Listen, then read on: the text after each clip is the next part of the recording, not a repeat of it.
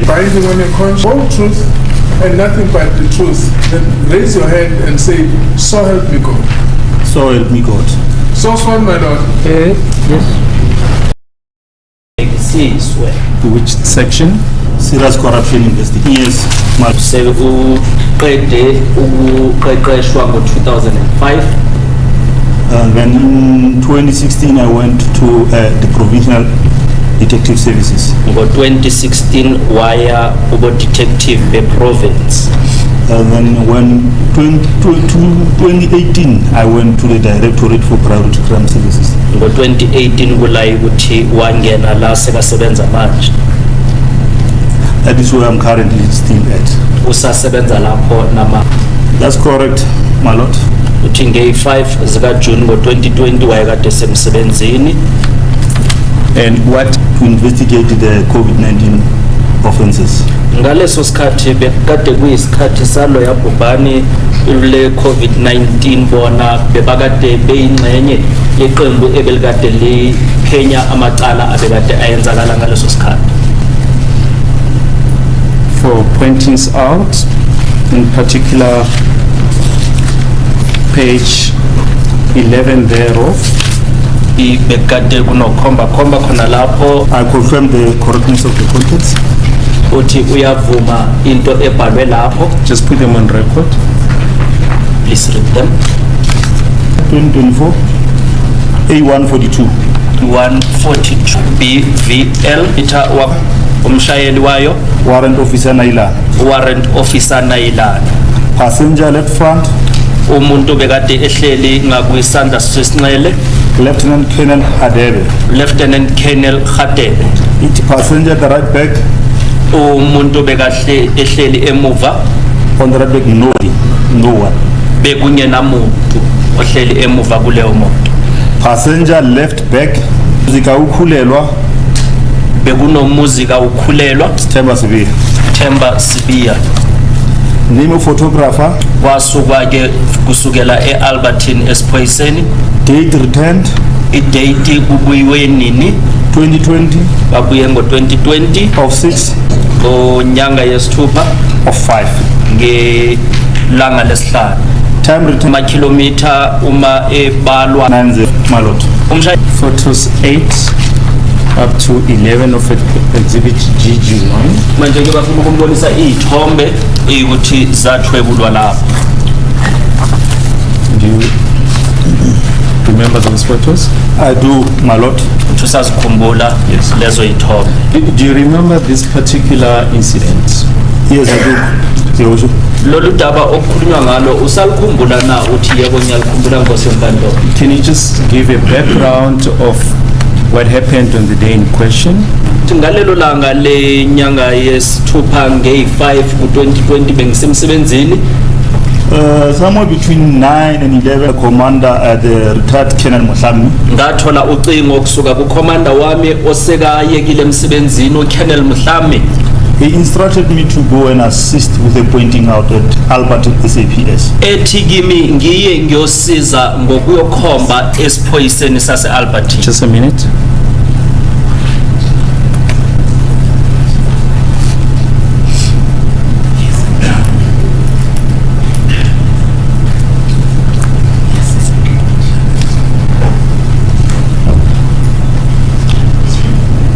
Yes. And he was clear in that instruction that on that particular exercise I was just going to be the tribe. Uthi ke uye wamtshela ke ukuthi ngalelo langa kulowo msebenzi wena uyoshayela kuphela. Yes. I did drive and proceed to Alberton SAPS. Ngayenza njalo ngashayela imoto ngaya esiphoyiseni sase-Albertine.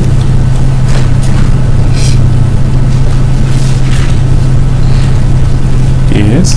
Upon arrival at SAPS of Albertine, I parked the vehicle at the parking site at the cells. Ithema ngifika khona lapho He introduced himself wafika wazazisa by producing his appointment certificate. wakhipha ke incwadi yakhe ebeyibonisa ukuthi ubhalisiwe. He then introduced another gentleman. Ngazisa futhi komunye umlisa What he was Sergeant Mapakela.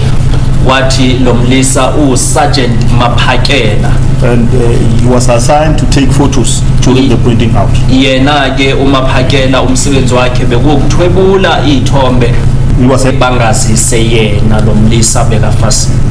but he just informed me that he's the one that is going to do the pointing out. Kula ngiye ngatshelwa nje ukuthi lo mlisa oboshiwe uye oyokhomba.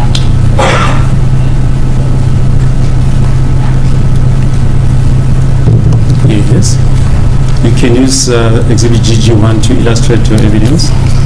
Yeah, as you see on that photo number 8, I'm standing at the driver's door. Njengoba ubona ke kulesithombe sathwebula isithombe sesishakalombini, mina ngime ngakwihlangothi le umshayeli. There's a guy wearing a mask at the back, Kunomlisa ofake isifonyo emuva, wearing a black tracksuit. egqoke i-tracksuit emnyama That is the guy. emuva. Colonel Khadebe is standing right on the left side that I was going to drive. Kula ke ukuthi kuyaboniswa lo mlisa ukuthi yena wayekade ezohlala kanjani emuva kule moto ebengikade ngiyishayela. Then that is also the picture of Lieutenant Khadebe at the front. Futhi no Lieutenant Khadebe uyabonakala khona lapho phambili.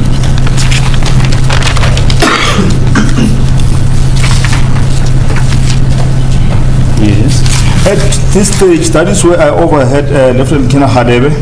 Ngaleso sikhathi kula ngiye ngezwa uLieutenant Colonel Khadebe He was asking this particular person bekabuza lo mlisa lo if he's still sure that he wants to proceed with this pointing out. embuza ukuthi unesiqiniseko na ndoda sokuthi usafuna ukuqhubeka uyokhomba. And then that is when we left. Kula sahamba khona. Yebo le ndoda do it. And he cannot direct us from Alberton to Vosloorus. Ngeke akwazi ukusihambisa kusuka eAlbertine ukuya eVosloorus. Then he got inside the vehicle. Wangena ke phakathi kwemoto. Yes, he can direct you from Alberton to Vosloorus.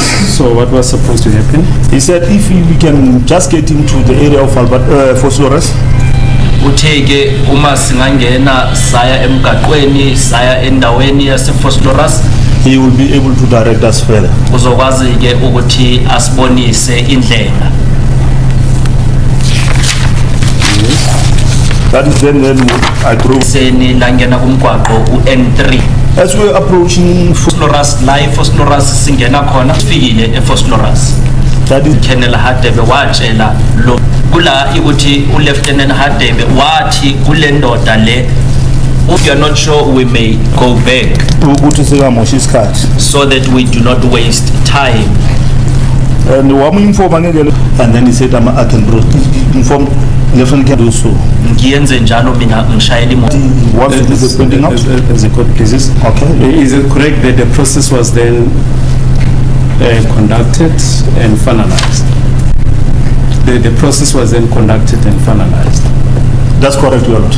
Iyabuza ke umshushisi ukuthi iqiniso ke ukuthi niye nayenza kanjalo bese kwaqedwa uthi yebo iqiniso. Yes. After the process was finalized, what happened? After the pointings out? After the pointing out, then we will drive back to SAPS Alberton.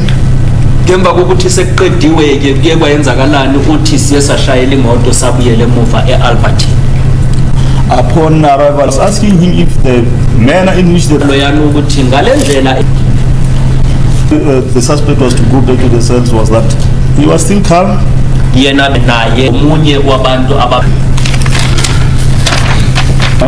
Was there any escort during the pointings out? We did have a security detail, my lord. beyikhona na imoto ebekade imlandelela ebekade isemva kwenu uthi yebo bikhona. Yes, from where? Those guys were from the EMPD. Uthi imoto Marked. Say about those officers is that also I did not interact with them. uthi ke into angayisho yena ukuthi nalaba At no stage were they very close. kubo ukuthi And during the pointings out, did you see them? Even during the pointing out, my lord, these guys they did not come near us. uthi ke manje ngalesiya sikhathi kukhonjwa uye wababona uthi nangaleso sikhathi abazange basondele kithi. Please, my lord, thank you. The one that, Yes. no, not in the vehicle. kuthiwa ke le moto le bewukade uyishayela inayo na i-GPS? Hairdressers on the seat. You say accused number. No, Your Lord. uthi sikhona isikhathi na la ummangalelwa wokuqala bekade ehleli phakathi And Colonel Khadebe. Colonel Khadebe. Hardel. Yes. Seated in front of hleli phambili ubekade khona na on the right hand side of that position. He was leaning more towards the window as he was sitting at the back, looking at the side. uthi ke uyazi ukuthi indlela wayekade eyibona kanjani uthi phoyisa wayekade ehlelele ngase sangweni ngase fastereni elibele ebheke phambili. So in that case, you were so attentive to the position that accused number one was seated on. That's correct, my Lord. I have to be attentive.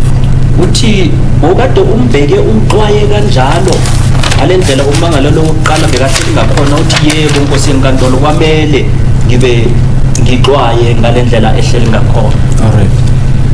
So you said you never interacted with you from you from the departure until you arrived.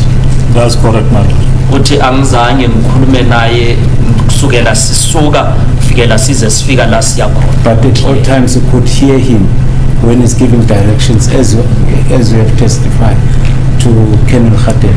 That's correct, my Lord. kodwa sonke lesikhathi bolibele umuzwa uma libele nihamba alibele khuluma noKhenel Hade uthi yebo Nkosi yenkantolo. Okay. Now we are leaving Albertine. You know the direction from Albertine police station to the on-ramp of N3. That's correct. Seniphuma manje ngeAlbertine uyayazi indlela esuka eAlbertine. We are going as from Albertine, then when you join it on the left. Manje Then you proceed to the iqhubeka sayingena ngakwisandla sokusesinele ngakula eMpumalanga. All right. Now we are on ramp. Sekathi sesefosloras uthi ile ethi Berry. Are you familiar with the place? I know for Sloras. I can't say I'm familiar because Sorry? I know how to go from Albertine into Fosloras. I'm not familiar with the area of Fosloras specifically. Umeli uyabuza ukuthi uyayazi na leyo ndawo uthi iFosloras ngiyayazi ngeke ngithi ngijwaye kodwa ukusuka eAlbertine ukuya eFosloras ngiyakwazi ukuthi. All right. Is it a stop sign or Uma kuyi T junction uthi i T junction. You will move underneath the